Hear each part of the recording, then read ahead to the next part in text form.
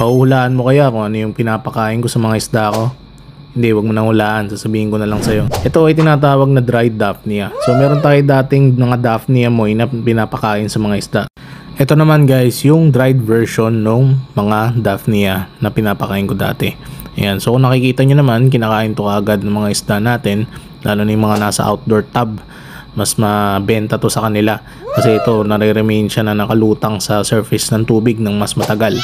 Itong Daphnia, katulad ng fresh version niya, ay napakainam sa protein. Yan, kasi basta live food or galing sa live food, mainam sa protein yan.